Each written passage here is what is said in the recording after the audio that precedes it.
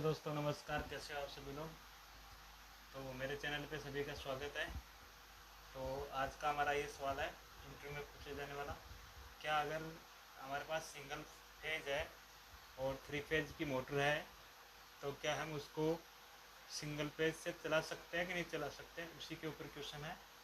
तो वो डाउट मैं क्लियर कर देता हूँ आपको। जी हाँ, हम चला सकते हैं। अगर सिंगल फेज है और थ्री फेज की मोटर है हमारी तो हम उसको ज़रूर चला सकते हैं, लेकिन उसमें कुछ कंडीशन होती है।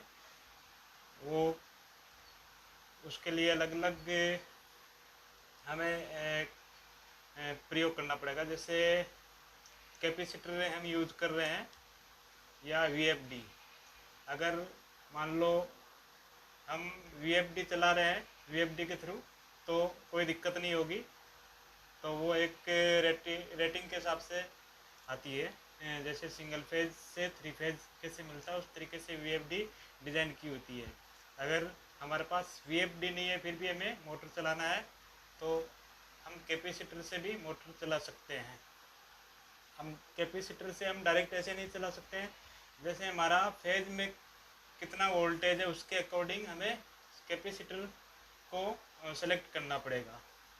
तो आइए चलते हैं, पहले वोल्टेज के हिसाब से कैपेसिटर कैसे हम चूज करते हैं उसी के ऊपर हम चर्चा करते हैं, उसके बाद में आगे बढ़ते हैं। तो सबसे पहले क्या होता है हमारे, जैसे 380 है तो 380 वोल्टेज है तो हमें 22 माइक्रोफेरेड प्रति किलोवाट का हमें कैपेसिटर चाहिए।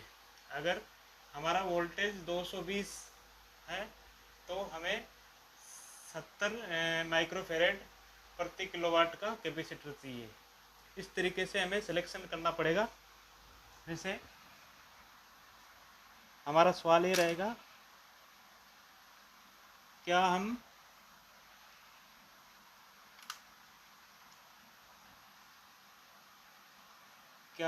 हम सिंगल फेज से थ्री फेज की मोटर चला सकते हैं क्या, ये हमारा क्वेश्चन है। ओके, तो इसका आंसर रहेगा यस। ओके, इसका आंसर यस रहेगा। जी हाँ। ओके, अब कैसे चला सकते हैं, कैसे, तो हमारा उत्तर रहेगा वीएफडी और दूसरा रहेगा कैपेसिटर से। Capacitor, okay, capacitor.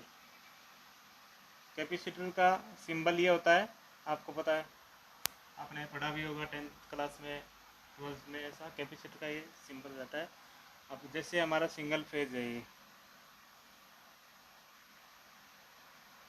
ये हमारा सॉकेट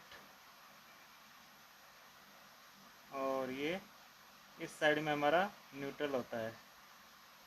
ये हमारा न्यूट्रल, ये फेज हो गया सिंगल फेज।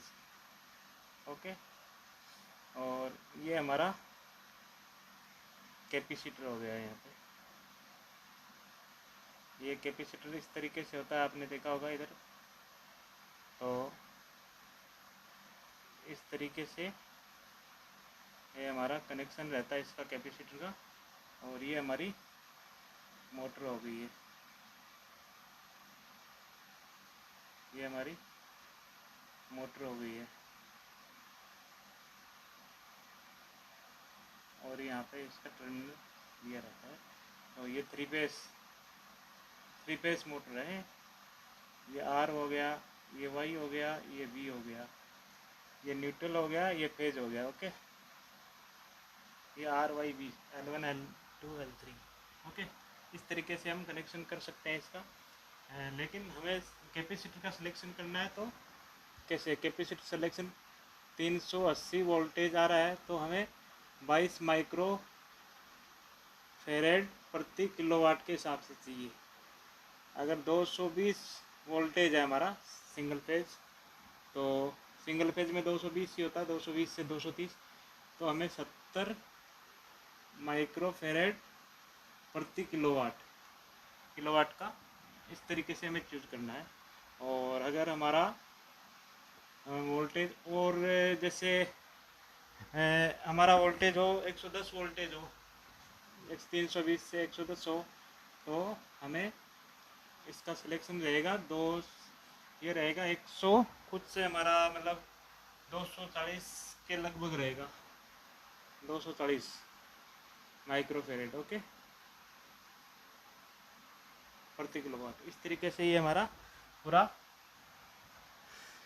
कैपेसिटर का सिलेक्शन रहेगा। अभी हमें क्या करना है, 3 फेज का कनेक्शन देना है, तो वो कनेक्शन हमारा किस तरीके से है, अगर हमें फॉरवर्ड डायरेक्शन में देना है या रिवर्स डायरेक्शन में देना है, क्योंकि जो हमारा जो कनेक्शन रहता है वो 2 टाइप का रहता है, एक रहता है डेल्टा कनेक्शन, एक रहता है स्टार कनेक्शन। स्टार में हमारे जो डेल्टा जो कनेक्शन रहता है उसमें मोटर आगे क्लॉकवाइज घूमती है, और हमारा जो स्टार कनेक्शन रहता है उसमें मोटर उल्टी घूमती है, मतलब एंटी क्लॉकवाइज, मतलब घड़ी की उल्टी दिशा में, और क्लॉकवाइज हो गया हमारा घड़ी की दिशा में। इस तरीके से हमारा ये सिस्टम मोटर का जो कनेक्शन है ऐसे रहता है। तो अभी जैसे ये कनेक्शन इस तरीके से होता है हमारा, मान लो हमें अभी डेल्टा और स्टार समझना पड़ेगा। तो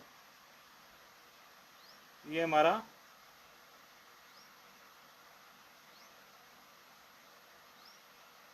डेल्टा है, ये 6 टर्मिनल है इसके, मतलब W1 U1 V1 इस तरीके से इसका आप नंबरिंग भी दे सकते हो। और ये इधर L1 L2 L3 RYB okay, ये RYB ही हो गया है। तो ये डेल्टा है। मान लो अब हमें डेल्टा में कनेक्शन देना है या रिवर्स उसमें एंटी क्लॉकवाइज में किस में देना है, तो स्टार में देना है, वो देखना पड़ेगा। और ये हमारा हो गया स्टार कनेक्शन, स्टार में ऐसे जुड़ा रहता है, ये हमारा R Y और ये B, और ये ऐसे जुड़ा रहता है, ये हमारा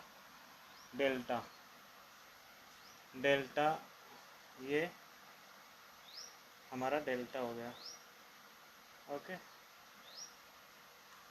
और ये हमारा स्टार हो गया, ये स्टार की तरह होता है, इसलिए इस तरीके से ये न्यूट्रल हो गया इसका। ये हमारे 3 पॉइंट हो गया RYB ओके। इस तरीके से ये हमारा सारा कनेक्शन ऐसे रहता है। मान लो अगर हमें इसी के ऊपर कनेक्शन देना है मोटर का, डेल्टा के हिसाब से हमें कनेक्शन देना है, तो वो सेम टू सेम उसी में भी ये होता है, दोनों में एक ही जैसे रहेगा, ज़्यादा फर्क नहीं है। अब ये हमारा सॉकेट है, ये हमारा सॉकेट है ओके। और ये हमारा पल्ब ओके, ये इधर हमारा न्यूट्रल हो गया, और ये हमारा फेज हो गया ओके।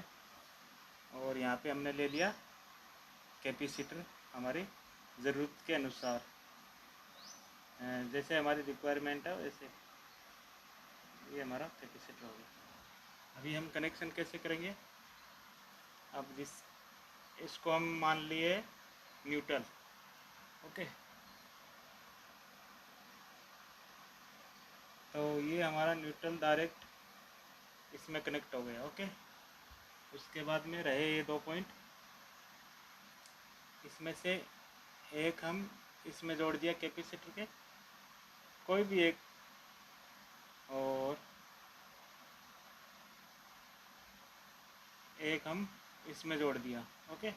इस तरीके से हमारा कैपेसिटर कनेक्ट हो गया हमारी आवश्यकता के अनुसार।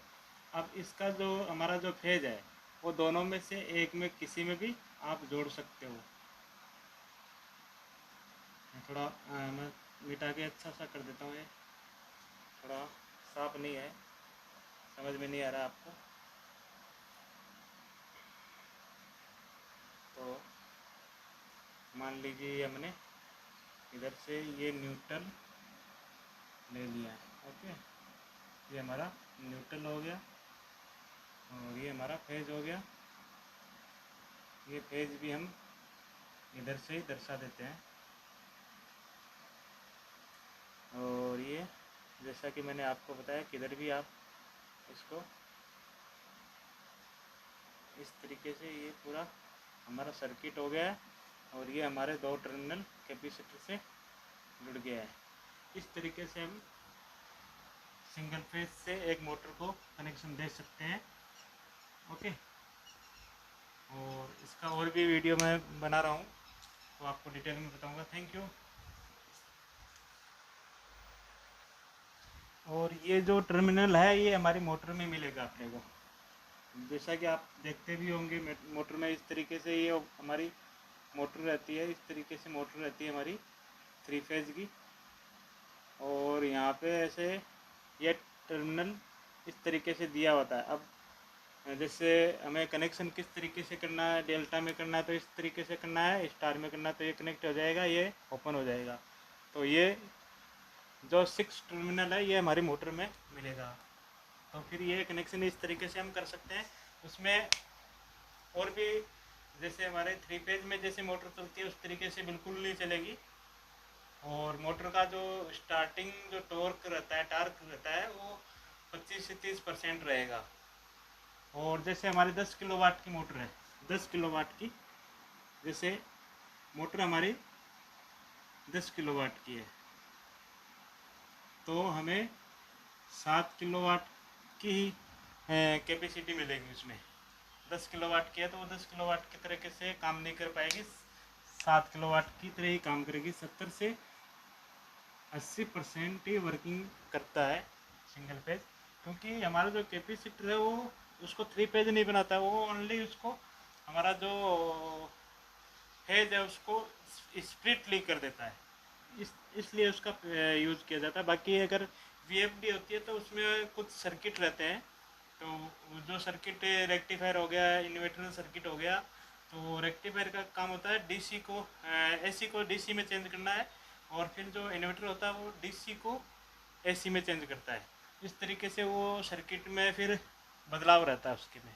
और ये क्या है, इसका ओनली फेज को स्प्लिटली कर देता है। इस तरीके से हमारा पूरा वर्किंग करता है। और अब 10 किलोवाट या हमारी मोटर आती है एचपी में, जैसे 1 एचपी बराबर 746 वाट होता है। तो हम इस तरीके से किलोवाट से उसको दर्शा सकते हैं, कोई दिक्कत नहीं है उसमें। Thank you.